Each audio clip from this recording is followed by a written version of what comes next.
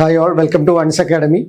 അപ്പോൾ ഇന്ന് നമ്മൾ ഡിസ്കസ് ചെയ്യാൻ പോകുന്ന സബ്ജക്റ്റ് എന്ന് പറയുന്നത് management for engineers, S Y മെക്കാനിക്കലെ മാനേജ്മെൻറ്റ് ഫോർ എഞ്ചിനീയേഴ്സ് എന്ന സബ്ജക്റ്റാണ്.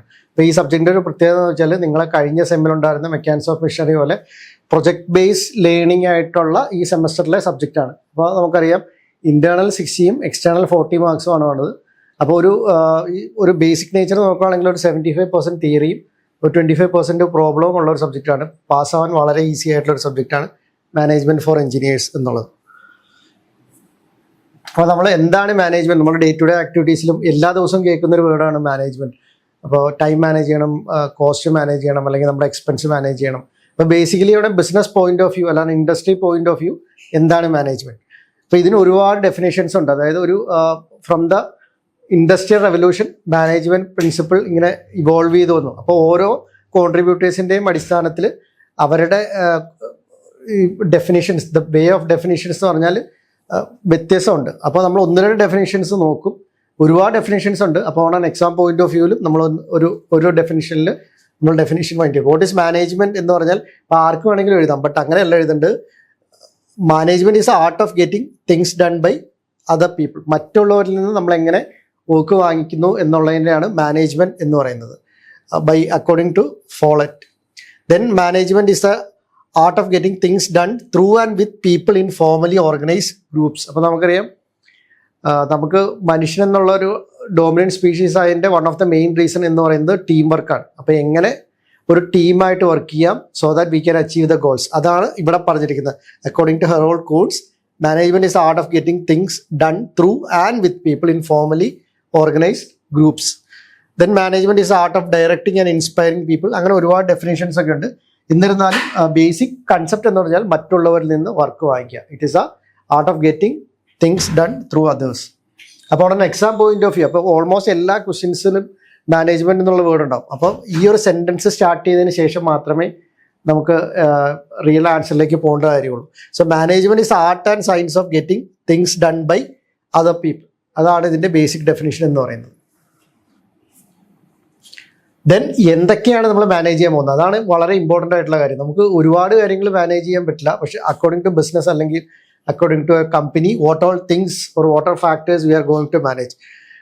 ബേസിക്കലി നമ്മളൊരു 6M എന്നാണ് പറഞ്ഞത്. 6 M's ഉണ്ട് എന്ന് പറയുന്നത്. അതിൽ ഫസ്റ്റ് M എന്ന് പറഞ്ഞാൽ മെൻ, സെക്കൻഡ് മെഷീൻ, തേർഡ് മണി, ഫോർത്ത് മെറ്റീരിയൽസ്. അപ്പോൾ ഈ 4 കാര്യങ്ങളാണ് നമ്മൾ 4M ഓഫ് പ്രൊഡക്ഷൻ എന്ന് പറയും. എന്ന് പറഞ്ഞാൽ നമ്മൾ ഈ 4 ഇൻപുട്സ് ആണ് പ്രൊഡക്ഷൻ പ്രോസസ്സിലേക്ക് കൊടുക്കുക.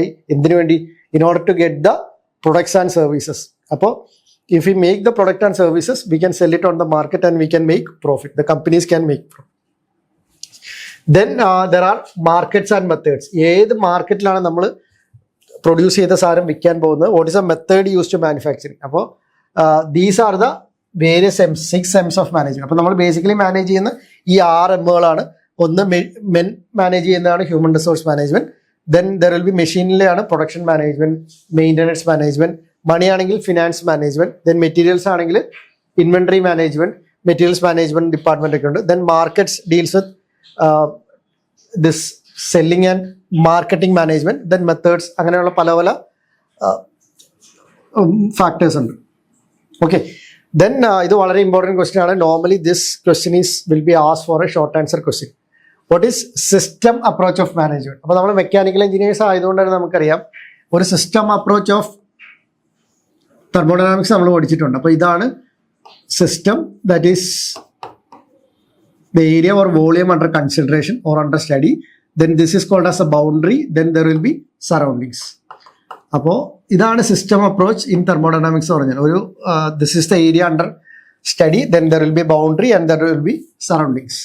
അപ്പോൾ ഇതിൻ്റെ ഒരു പ്രത്യേകത എന്താണെന്ന് വെച്ചാൽ there will be interactions between surroundings and systems.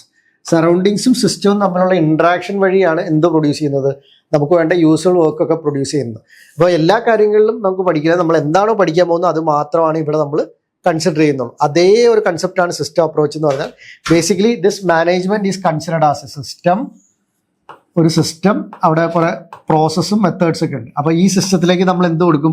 ഈ സിസ്റ്റമാണ് ദിസ് പ്രോസസ് എന്ന് പറയുന്നത്. ഈ സിസ്റ്റത്തിലേക്കാണ് will be supplying certain inputs. എന്തൊക്കെ ഇൻപുട്സ് ആണ്? നമ്മൾ നേരത്തെ പറഞ്ഞ പോലെ മെൻ, മണി, മെറ്റീരിയൽസ്, മെഷീൻ. ഈ കാര്യങ്ങൾ നമ്മൾ സിസ്റ്റത്തിലേക്ക് സപ്ലൈ ചെയ്യും.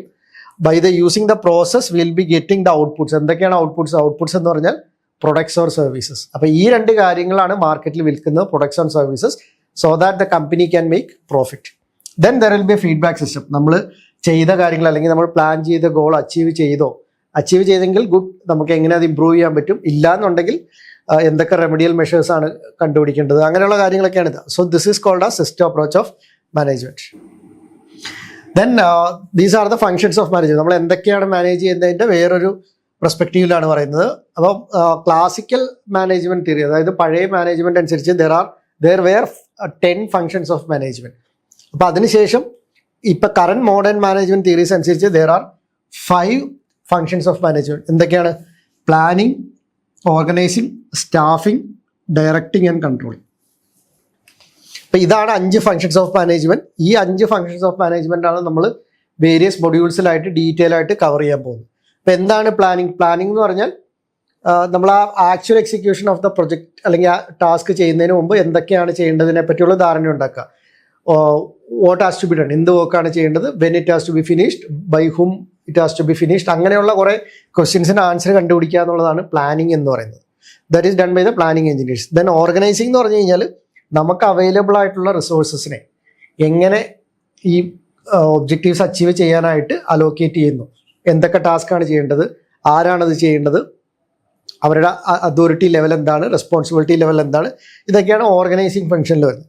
സ്റ്റാഫിംഗ് എന്ന് പറഞ്ഞാൽ finding the right person for the right job. അപ്പോൾ right person for the right job എന്ന് പറഞ്ഞാൽ for example if that is a welding, ഒരു വെൽഡിംഗ് ആണ് ചെയ്യണമെങ്കിൽ we need to find the correct welder. അതായത് പല പൊസിഷൻസ് ഉണ്ട്. ഇപ്പം നമ്മൾ ഹൊറിസോണ്ടൽ, വെർട്ടിക്കൽ, ഓവർഹെഡ്, 6G എന്നൊക്കെ പറയുന്നത്. അപ്പോൾ ഏത് ജോബ് റിക്വയർമെന്റ് അനുസരിച്ചുള്ള കറക്റ്റ് ആളെ നമ്മൾ കണ്ടുപിടിക്കണം. Then there is directing. നമുക്ക് ഒരുപാട് മെത്തേഡ്സ് അവൈലബിൾ ആയിരിക്കും. അപ്പോൾ അതിൽ നിന്ന് which one is best method എന്ന് ഫൈൻഡ് ഔട്ട് ചെയ്ത് നമ്മൾ ആ ഗ്രൂപ്പിനെ ലീഡ് ചെയ്യുന്നതിനാണ് ഡയറക്റ്റിംഗ് എന്ന് പറയുന്നത്. Then there is controlling function. Controlling function എന്ന് പറഞ്ഞാൽ നമ്മൾ പ്ലാൻ ചെയ്യുമ്പോൾ തന്നെ എന്താണോ ടാർഗറ്റ്, അങ്ങനെയുള്ള കാര്യങ്ങളൊക്കെ ഓൾറെഡി ഫിക്സ് ചെയ്തിട്ടുണ്ടാവും. കൺട്രോളിംഗ് എന്ന് പറഞ്ഞാൽ after the execution of the project we will analyze whether we have achieved the results or not. For example ഇപ്പോൾ ഒരു 100 units of cars has to be produced per month, that is a plan. But actually ഒരു 85 produce ചെയ്യാൻ പറ്റുള്ളൂ. അപ്പോൾ controlling function എന്ന് പറഞ്ഞാൽ അത് നമ്മൾ എന്തുകൊണ്ടാണ് 85 ആയത്, എന്താണ് അതിൻ്റെ റീസൺസ്, എന്താണ് അതിൻ്റെ റെമഡിയൽ മെഷേഴ്സ്, അങ്ങനെയുള്ള കാര്യം. ഇപ്പോൾ 100 എന്നുള്ളത് 105 ആയെന്ന് വിചാരിക്കാം. അപ്പോൾ എന്ത് ഫാക്ടർ കൊണ്ടാണ് ആ പ്രൊഡക്ഷൻ ആ മാസം കൂടിയത്, അതെങ്ങനെ നമുക്ക് കണ്ടിന്യൂ ചെയ്യാൻ പറ്റും. അപ്പം ഇങ്ങനെയൊക്കെ കാര്യങ്ങളാണ് ഫങ്ഷൻസ് ഓഫ് മാനേജ്മെന്റിൽ വരുന്നത്. So what is planning? Planning is what to do, എന്താണ് ചെയ്യേണ്ടത്, when to do, what is the starting date, what is the finishing date, then how to do in the sense whether we can use the manpower or the machine power. അപ്പോൾ ഏത് use ചെയ്തിട്ടാണ്, അപ്പോൾ ഏത് use ചെയ്താലും അതിന് കുറച്ച് advantages ഉണ്ട് as well as disadvantages. So this is planning. Then organising നമ്മൾ പറഞ്ഞാൽ എന്താണ്? It is the administrative operation of specifying task, എന്ത് ജോബാണ് ചെയ്യേണ്ടത്, what is the nature of the duties, then assigning the authorities, എന്തൊക്കെ പവറാണ് ആ പെർട്ടിക്കുലർ പേഴ്സൺ ഉള്ളത്, then what are the responsibilities that person has to carry out. ഇതൊക്കെയാണ് ഓർഗനൈസിംഗിൽ. Organising എന്ന് പറഞ്ഞാൽ we are assigning the task, authorities, responsibilities, അങ്ങനെയുള്ള കാര്യങ്ങളൊക്കെയാണ് ഓർഗനൈസിംഗിൽ വരിക. ദെൻ ദർ ഈസ് സ്റ്റാഫിംഗ് എന്ന് പറഞ്ഞാൽ എന്താണ്? We are finding the right person to do the right job, കറക്റ്റായിട്ട് ആളെ സെലക്ട് ചെയ്യുക. Then there is directing. Directing നമ്മൾ ഓൾറെഡി പറഞ്ഞു, ഒരുപാട് മെത്തേഡ്സ് ഉണ്ട് in order to achieve that particular goal. So which one is best depending upon the internal and external conditions, അതിനെ find out ചെയ്യുന്നതിനാണ് directing. The main factors which is considered under directing are motivating the people. Then there are different types of leadership steps. എല്ലാവരോടും ഒരേ രീതിയിലുള്ള leadership levels, അതായത് types ചെയ്ത് കഴിഞ്ഞാൽ the output will be different. അപ്പോൾ with respect to that various factors, which one is the best leadership style, then what is the effect of proper communication on the team effort, ഇങ്ങനെയുള്ള കാര്യങ്ങളൊക്കെയാണ് directing ഫംഗ്ഷനിൽ വരും.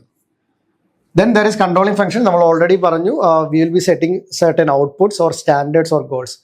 അപ്പോൾ after the actual execution whether we have achieved it or what is the reason for the decrease in profit, അങ്ങനെയുള്ള കാര്യങ്ങളൊക്കെയാണ് controlling ഫംഗ്ഷനിൽ വരിക. അപ്പോൾ കൺട്രോളിങ്ങിൻ്റെ വേരിയസ് മെത്തേഡ്സ് ആണ്. ഒന്ന് ബഡ്ജറ്റ് എന്ന് പറഞ്ഞാൽ എന്താണ്? It is a future financial statement. അപ്പോൾ ബഡ്ജറ്റ് ഉണ്ടെങ്കിൽ നമുക്ക് will be having an idea about under which heads the expenses are to be spend, അങ്ങനെയുള്ള കാര്യങ്ങൾ. Then standard costing, this will help to find out what is the selling price of the product. Then break even analysis to find out the profit, volume and cost analysis. How much products has to be manufactured so that we will be getting profit. Then what is the minimum level that has to be sold in order to break even. അങ്ങനെയുള്ള കാര്യങ്ങളൊക്കെ. Then different statistical, probabilistical concepts, mathematical concepts are also used in controlling function. Okay, with this we have concluded this session. Thank you.